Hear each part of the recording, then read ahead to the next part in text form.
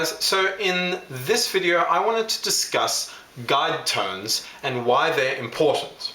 Now, a guide tone is the third and the seventh of any chord, or the chord that you're currently on a given song or chord progression. So for example, if you're on the chord C major 7, your guide tones are E and B. If you're on the chord F minor 7, your guide tones are A flat and E flat. Now, the reason they're important is because the guide tones effectively give the chord that you're playing its character. That is, if I play a C major 7, the third is the E. That's a major third. That's the note that makes the chord a major chord. If you were to play the E flat, it would become a minor chord. Right? So that's why the third is important. Similarly, again, if I play C major 7, if I play the B, that's the major 7. So that makes this chord a C major 7 chord. If I play the flat 7, that is the B flat, then suddenly it becomes a dominant chord. So it's really the third and the seventh which are the most important notes in a chord, and the notes that give the chord its type of character. It changes it from this to this. So quite interestingly, the root and the fifth, but specifically the root, is not actually important. You don't have to play the root in a given sort of chord progression, or if you're playing a chord, you can skip it. As long as you play the third and the seventh, you're fine. Now, where this comes into play or becomes important is when you're improvising or creating a melody over a certain chord progression. So if you have a really simple melody, just like a 2-5-1 in the key of C, so for example D minor 7 to G7 to C major 7, which is all in the key of C major, if you're improvising over that little chord progression, you really want to focus on the guide tones. So over the D minor 7, you'd focus on like the F or the C. So then you can focus on the F or the B over your G7, the third and the seventh. And then again, when you move to the C, you focus on the E and the B, the third and the seventh of that chord. And when I say focus, I mean you sort of, you don't have to play that note exclusively, but you sort of play around it or sort of focus in on it, make that sort of the central idea of your phrase. So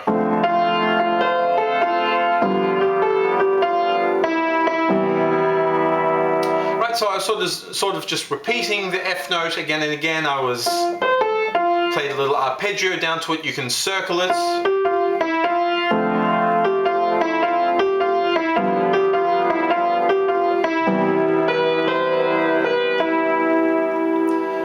Right?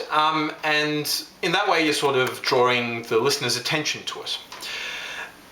Now, in a past video I covered the cycle of fifths, where each chord in a chord progression moves down by a fifth. So from the A down to the D, from the D down to the G, and so on. And I said that that's a really, really widely used and common and nice sounding chord progression. And there is a reason for that, and the reason is because of its guide tones. So if we play A minor 7, the third of that chord is C. If we then move to D minor 7, the sort of next chord in the cycle of fifths, then the seventh of that chord is C. So the guide tone there, for both those chords, one of the guide tones is C. Then let's move to the next chord down, the G. The third there is the B. Then you move to the C, where the seventh is B. So again, you've just moved down one note, a semitone, and the guide tone is there. Guide tone is still there for the seventh. Move down again. That's the third. It's the seventh of the B. And that's the third of E7, and we're back to A. And you can do a similar exercise with the seventh of, or like the other way. So for example, the seventh of A minor 7 is G, You move to D, where the third is F, then to G, where the seventh is F, then to C, where the third is E, E again for the seventh, D for the third, D for the third, for the seventh, sorry, C for the third.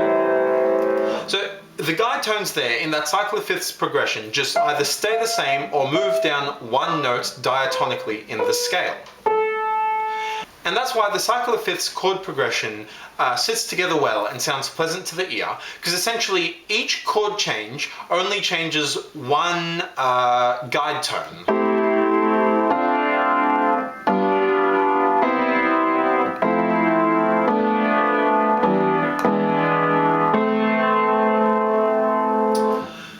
So if you were improvising over that, you would follow the guide tones as they sort of move down.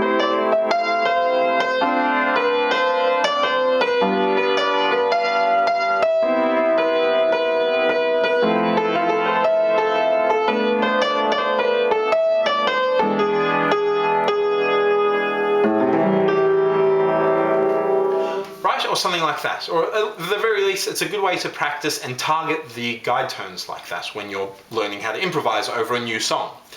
Now I said earlier that you use guide tones to improvise and to create melodies. So if you take any sort of well-known jazz standard, you'll find that the melody of that song generally uses that type of idea already. Like, for example, Fly Me to the Moon is the song that I've sort of been using. That goes like this.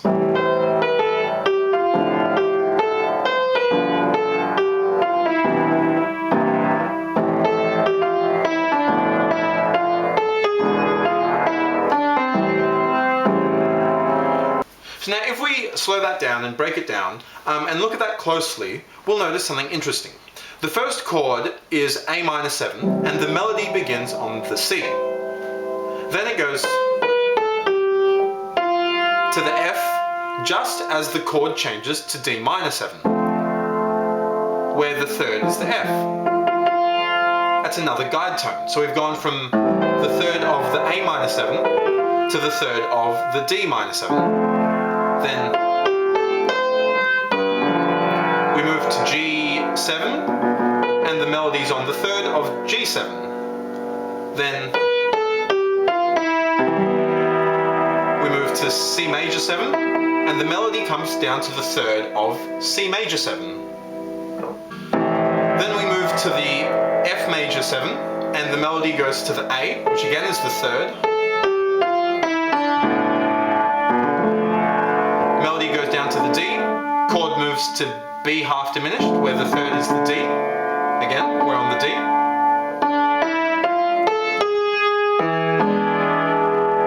And melody goes up to the G sharp, and we move to the E7 chord, where the third is the G sharp. And then we move back down to the A minor 7, and the melody goes to the third again, the C.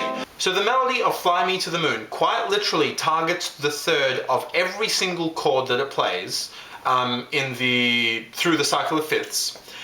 And it just sort of takes the closest root or the easiest route to each sort of third, each note. So we start on the A, then we walk down to the third of the next chord.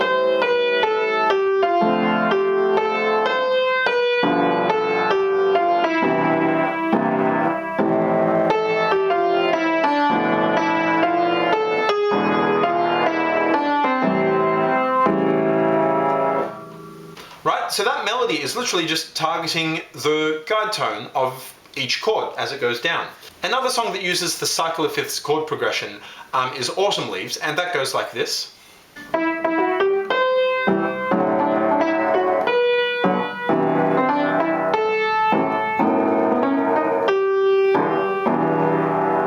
Right, so that's a great little tune. And if you were watching what I was playing, essentially we go sit on the C while we play A minor 7 to D7. Now the C is the third of A minor 7 and the seventh of D7, both guide tones. Then we go to the B and we play G major 7 to C major 7. And again, that B is the 3rd of G major 7 and the 7th of C major 7.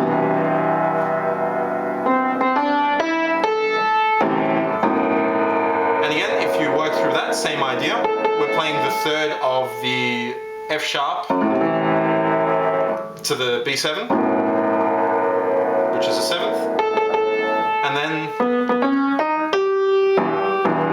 to the 3rd of the E minor. Right, so already you'll find that a lot of melodies in a lot of jazz songs already use this guide tone idea and already target it. And for that reason, you really should target the guide tones when you're improvising as well, at least to begin with, so that you know sort of where the guide tones are. As you get better at improvising or playing over a certain song, you can start like avoiding the guide tones and playing more interesting notes and chromatic notes and using weird scales and doing other strange things. But to begin with, it's good to target the guide tones because that sort of grounds the whole piece, makes it pleasant to the ear. And if you know how to target the guide tones well, you can almost literally play whatever else you like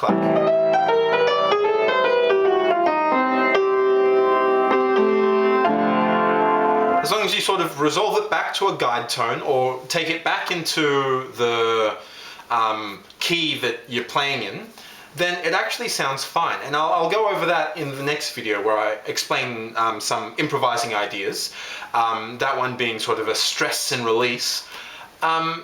But really targeting guide tones is Jazz 101. You really need to learn it. Anytime you sit down with a new piece of music, write down each of the guide tones, the 3rd and the 7th of every single chord, and play them. The other thing you can do when improvising is target altered notes in a chord or extended notes in a chord.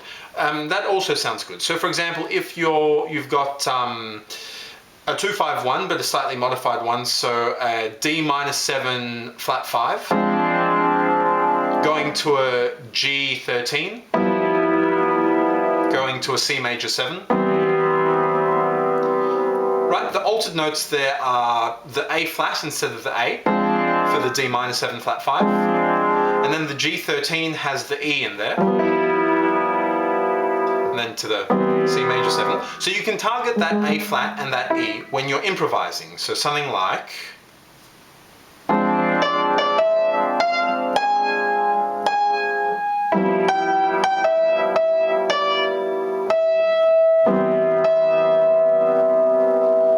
or something along those lines. So really, when you're first beginning to improvise over a new song, remember guide tones, write them down for the whole chord progression, the 3rd and the 7th of every single chord, and any altered or extended notes within the chord.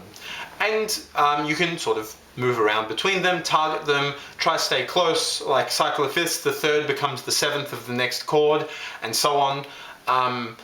And using that, you can sort of come up with a lot of nice sounding, simple melodies, and then sort of from there grow your improvisation around those guide tones. Anyway, hope that made sense. Feel free to ask any questions or ask me to clarify anything. Hope that helped. See you guys.